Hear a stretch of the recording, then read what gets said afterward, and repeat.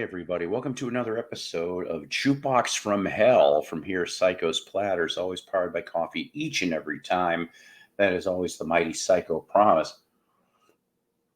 If you had a chance to go take a look at the last episode, which was the season premiere for season 5, and check that out, all right, please do so. For a minute works, 2 hearts. Like I said, I pleasantly surprised, but that's not what we're going to be talking about today. We're going to be going, this is episode 41 on your scorecards here for Jukebox from Hell. We're going to go to May of 1977, and we are going to talk about Overnight Angels from Ian Hunter. That's right, the Mott the Hoople singer, and it's one of his solo albums of his career. That's right. Here's the front, and here's the back. And this is also another nice. I like gatefolds, but look at that. I mean, just look at that for artwork, huh?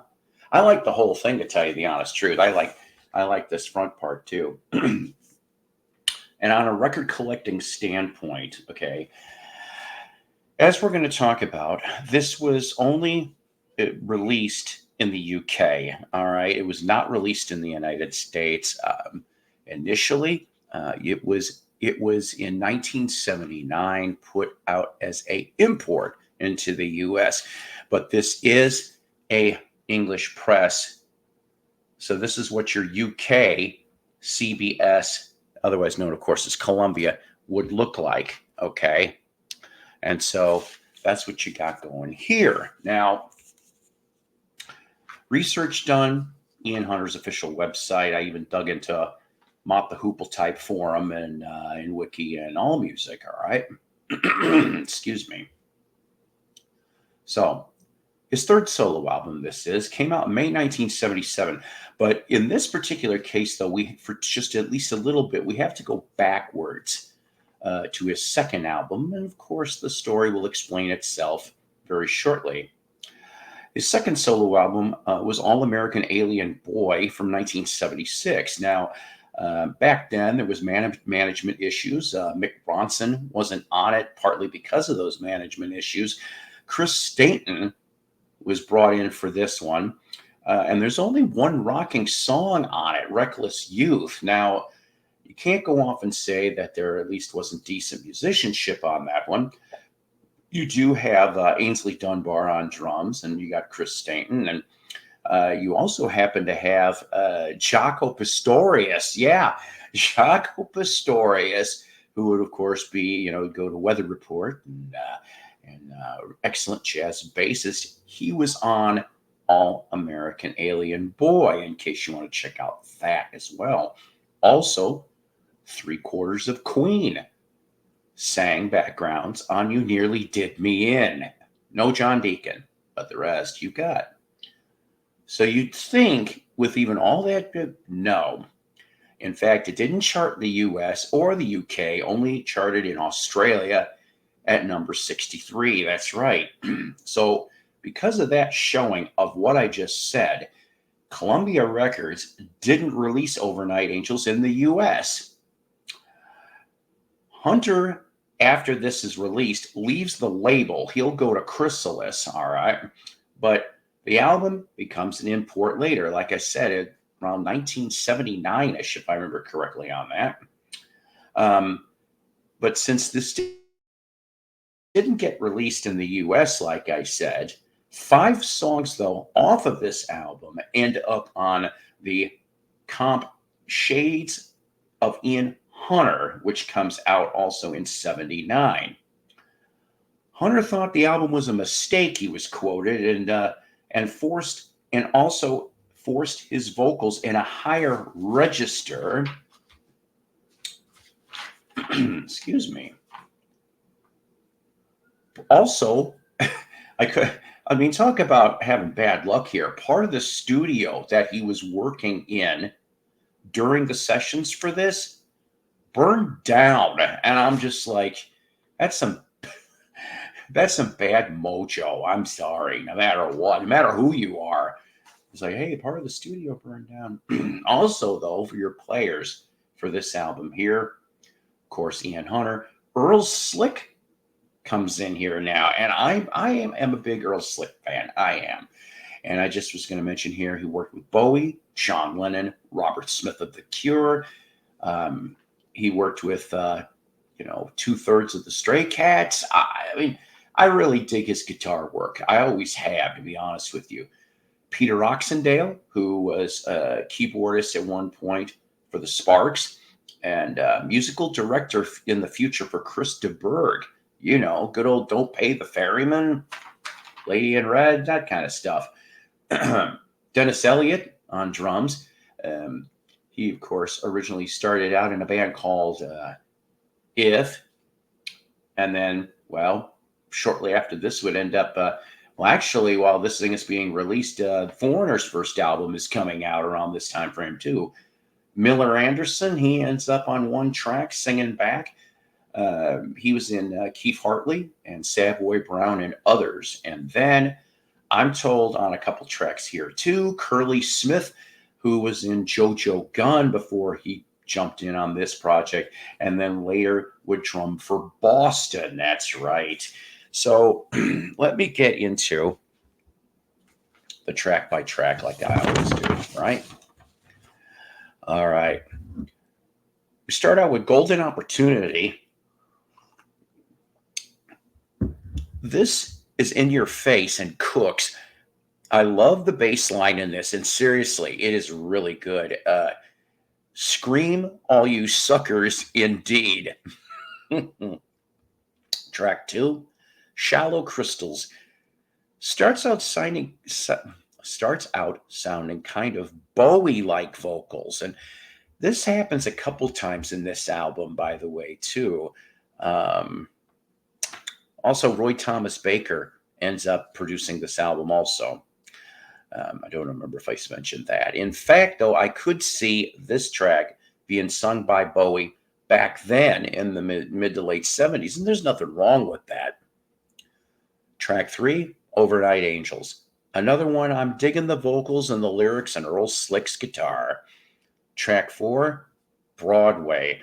What a beautiful, wistful ballad, at least until 2/3 of the song where it kicks in a little bit.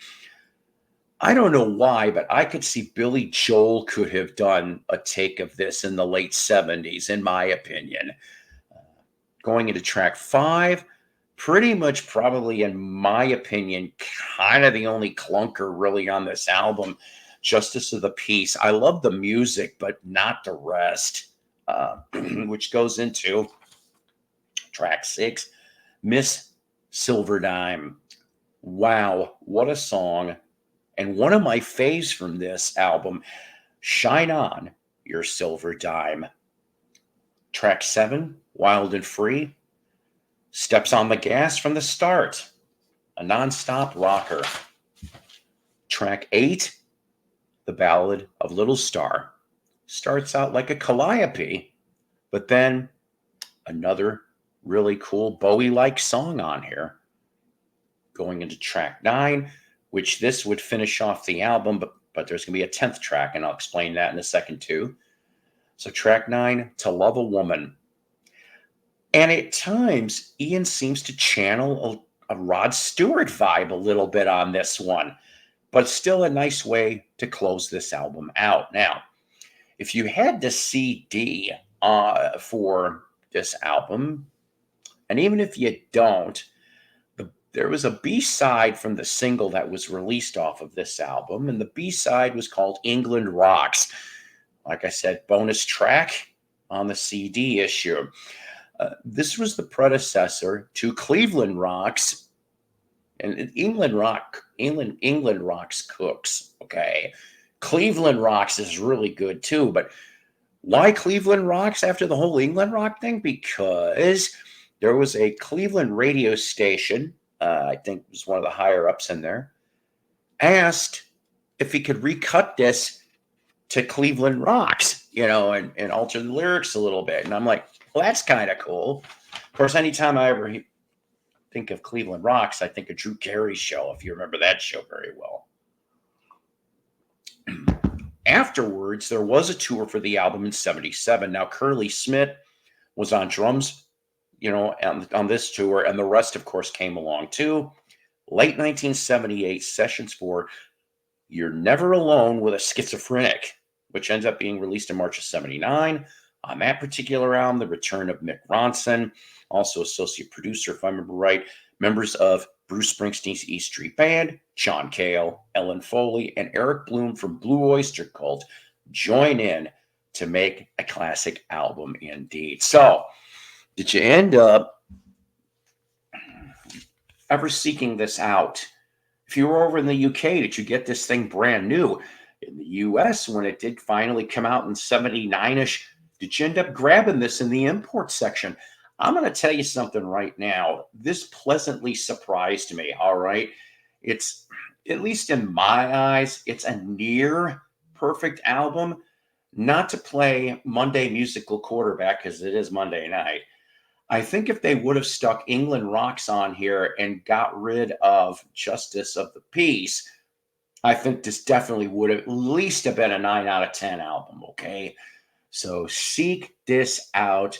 If you're a Mott the Hoople fan, an Ian Hunter solo fan, hell, even the influences, like I said, if you like Bowie, you got to, you kind of feel a little Billy Joel, a little Rod Stewart. I think you're going to dig this. So saying that, what is going to be the next episode of Jukebox from Hell, you may ask, and even if you didn't, too bad, you're going to find out anyway. We're going to go a little ahead to October 1984. This ends up being the final album from this band. Even though there'd be reunions in the 90s and the O's, this would be the last complete LP recorded outwork. That's right. Jay Giles, you're getting even while I'm getting odd on the next episode of Psychos Players. So listen, you guys, do you like this? Do you like the series? Do you like the show? You know what? We still have time for requests. Go off and kindly put a request in the comments, and we'll stick it in the recommendation book. And if we get to yours, we'll go off and we'll mention that for a fact, too. I picked up a couple more things over the last couple of weeks for episodes, and I think it's going to turn out really good. Like and subscribe if you haven't already, and if you care, drop a donation would be fine too. Donation money would go towards future episodes of Jukebox from Hell. I love doing this show for you guys, and I hope you guys are enjoying it too. Till next time, take care, God bless, rock on, always powered by coffee each and every time. Take care.